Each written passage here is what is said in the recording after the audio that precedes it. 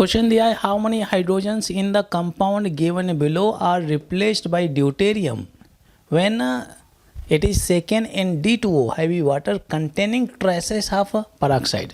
ठीक है, जब इस कीटो कंपाउंड की रिएक्शन कराई जाती है D2O के साथ में, तो इससे कितने हाइड्रोजन रिप्लेस किए जाते हैं, किसके द्वारा, ड्यूटेरियम के द्वारा। ये आपका D हो गया।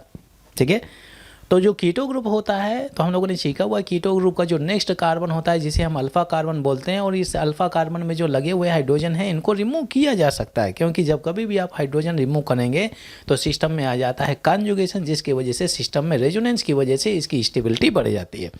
केवल अल्फा कार्बन, बीटा कार्बन के बारे में नहीं सोचना है। अगर बीटा कार्बन से हाइड्रोजन आपने रिमूव किया तो सिस्टम में कॉन्जुगेशन नहीं आता है। तो टारगेट कहाँ पे करना है, केवल अल्फा कार्बन। काउंट कर लीजिए अल्फा कार्बन में कितने हाइड्रोजन लगे हैं। ये आपका कीटो ग्रुप डला हुआ है, ये कीटो ग्रुप है।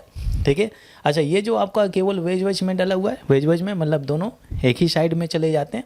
तो ये जो कंपाउंड डला है भाई, ये कंपाउंड मैं लिख देता हूँ, ये जो कंपाउंड डला हुआ है, ये आपका ये जो कंपाउंड है, तो यहाँ पे एक CH3 लगा हुआ है, ये आपका भी एक CH3 लगा हुआ है, और ये कीटो ग्रुप लगा हुआ है। इस कीटो ग्रुप का जो नेक्स्ट कार्बन होगा अल्फा कार्बन, ये हो गया नेक्स्ट कार्बन अल्फा कार्बन।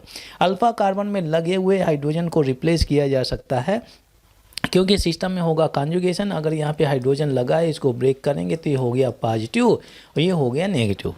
ठीक है ना भाई, तो ये हो गया double bond single bond negative charge. क्या कॉन्जुगेशन आ रहा है, कॉन्जुगेशन आ रहा है, सिस्टम की स्टेबिलिटी बढ़ रही है। मतलब अल्फा कार्बन में जितने भी हाइड्रोजन लगे हैं इनको आप रिमूव कर सकते हैं। तो यहाँ पर कितने हाइड्रोजन है, 2, यहाँ पर कितने हाइड्रोजन है, 1। तो total number of alpha hydrogen कितने हो जाते हैं, 3 हो जाते हैं। केवल इतने ही हाइड्रोजन रिमूव किए जा सकते हैं।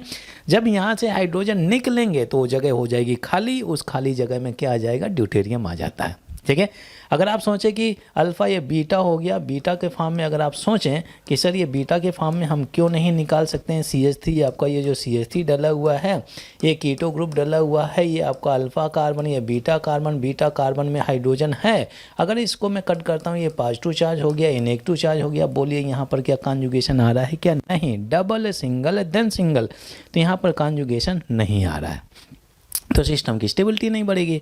तो ये सिस्टम चाहेगा कि मेरे अल्फा कार्बन में लगे हुए हाइड्रोजन निकल जाएं और मैं स्टेबल हो जाऊं। जब ये हाइड्रोजन निकलते हैं तो उस खाली जगह में क्या आने लगते हैं, ड्यूटेरियम। तो रिप्लेसेबल इसमें कितने हाइड्रोजन हैं भाई, 3। तो आंसर कौन सा होना चाहिए बताएंगे, ये ऑप्शन आपका C हो जाना चाहिए।